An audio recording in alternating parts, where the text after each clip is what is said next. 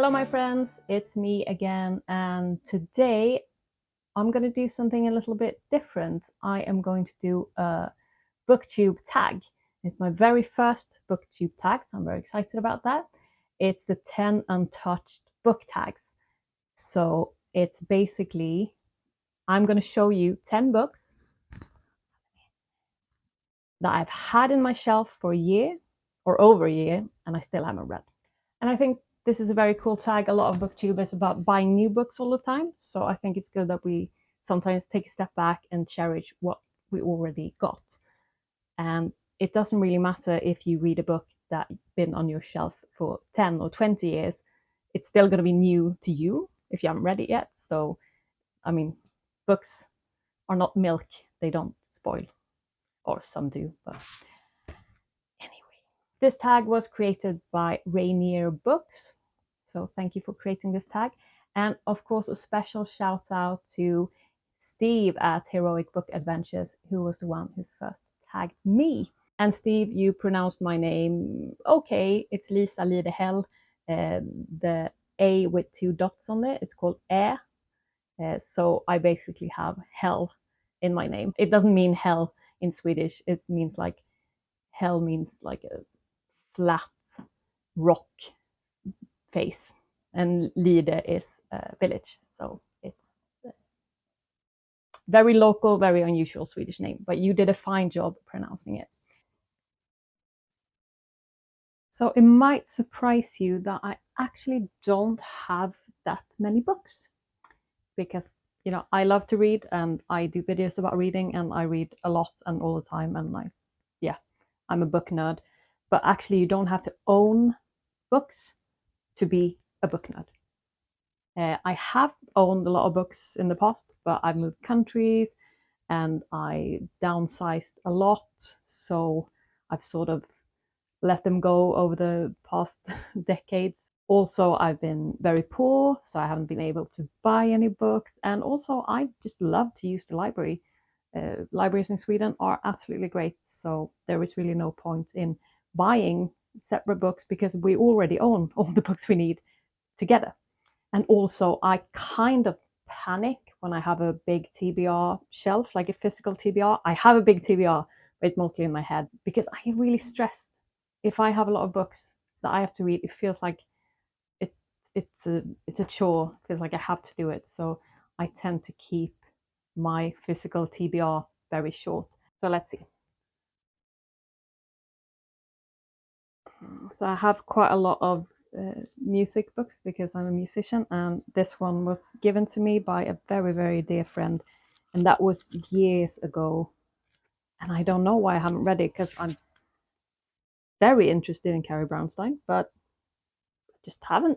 It's a biography. Carrie started out in the band Sleater Kinney, and then, of course, maybe you've seen Portlandia, the show, and yeah, she's just a creative, awesome person. So I should read this. Okay, the next book will probably be this one, Untypical Girls by Sam Nee. It's a photo book, but I hope that counts because there's a bit of interviews in it as well. It's about female musicians, mostly American and British, from 1997 to 1993. All their styles and like how cool they were, and yeah, it just explores everything about the independent music scene, and especially the women, because women in the music scene in general normally don't get to take a lot of space. So that's very, very nice. Some interviews with people from Black Flag and Marine Girls, awesome. I have Sam Nee's first book, or maybe it's not the first book, but his other book, A Scene in Between, about the C86 independent pop scene in Britain. And that's because I'm actually in a reformed 80s pop band called Flatmates. And my guitarist, Martin, is in this book. He's taken a few pictures in this book because he was around at the time. And it's great. It's just a celebration of being weird and independent. My third book, Yin Pop, Women in Indie and Alternative Rock. I haven't read this, unfortunately. I've only read a little part of it, and I've only read the part where I'm mentioned because I'm actually in this book. So it's written a little segment about the flatmates. The flatmates was around in the mid 80s, and then they reformed in 2012, and I'm their new singer. I'm not that new anymore because 2012 was quite a few years ago. So yeah, it's a bit about me here. Yeah, how very egocentric of me to only read the part about me in this book. I'm sure it's fantastic. It's a lot of great bands in here.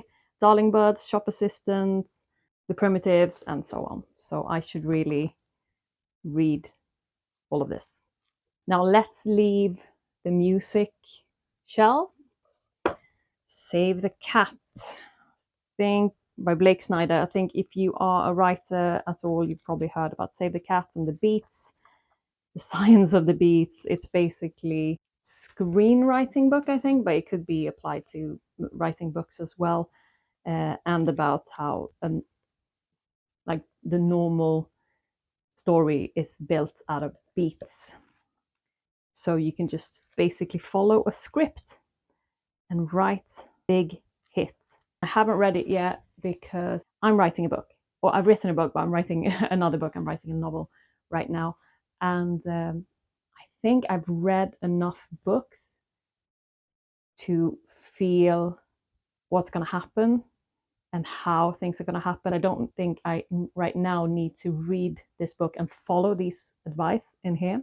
But once I've written the book and I've sort of told the whole story to myself, I think these kind of advices and these kind of beats and everything is really helpful if you're stuck or if you feel like something is wrong with the flow of my book, but I don't really know why.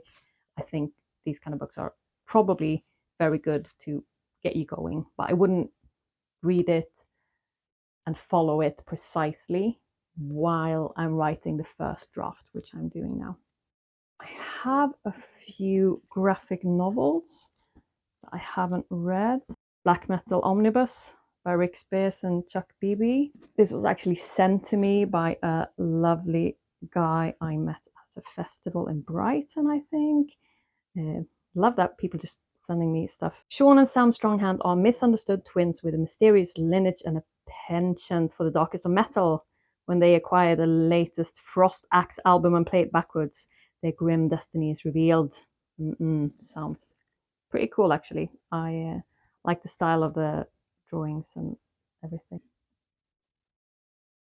Both of these, actually, these are like funny feminist, critical of our society type of comics. It's not a graphic novel, it's just comics that have been published in papers and magazines and stuff like that, and they are so funny.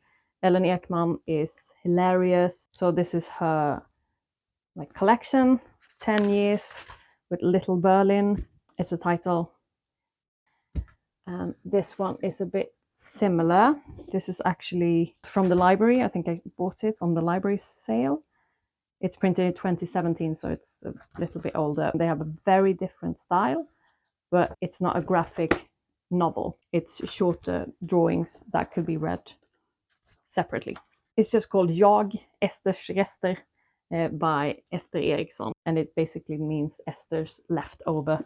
I was going to do a few of these books here and then maybe bring a few of them to the yard so you could all meet Smaug, but it's so warm and the insects right now, it's the middle of summer, they are absolutely horrendous. I don't think he would want to stand outside and listen to me talk about books. But let's do a little bit of a B-roll from when I read with Smaug last time I was there, so you can see him, because he's the reason why I'm cool.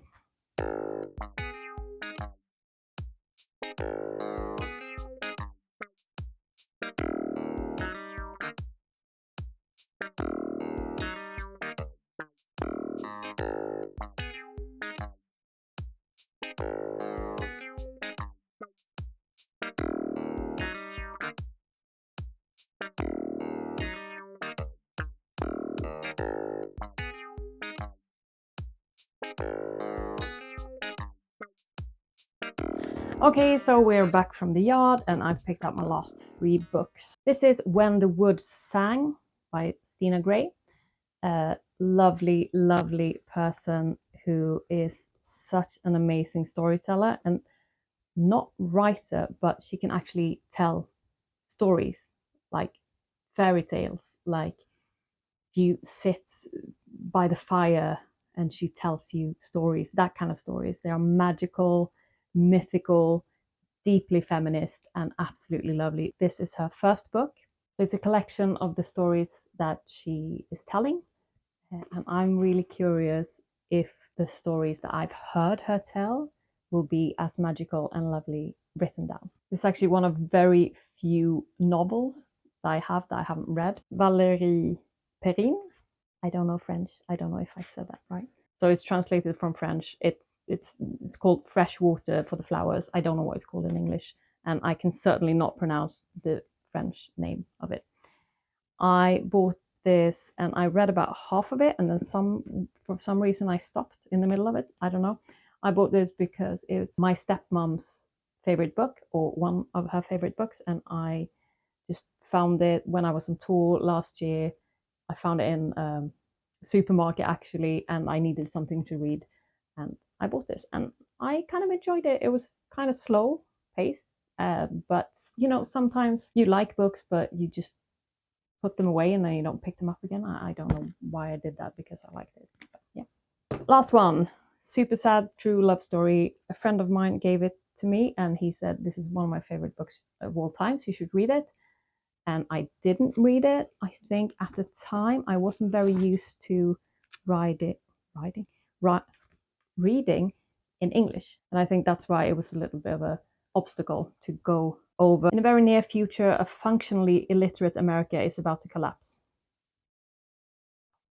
So it's a contemporary. Lenny Abramov is turning up to work at Posthuman Service, attempting to provide immortality for its super rich clientele. This is probably awesome. I've tagged a few people down below, and these are not people I know. These are just like small-ish YouTubers that I follow and appreciate, and I watch most of your videos. So if you want to do this book tag, feel free. If you wonder who the hell I am and just like you're a weird person, stop tagging me, then I will do so as well. But so it's just a suggestion. Go and check out their channels because they are awesome. So that's it for today. That's my 10 Untouched Books. Thank you for watching so far, and thank you again, Steve, for tagging me. And I hope I see you all again soon.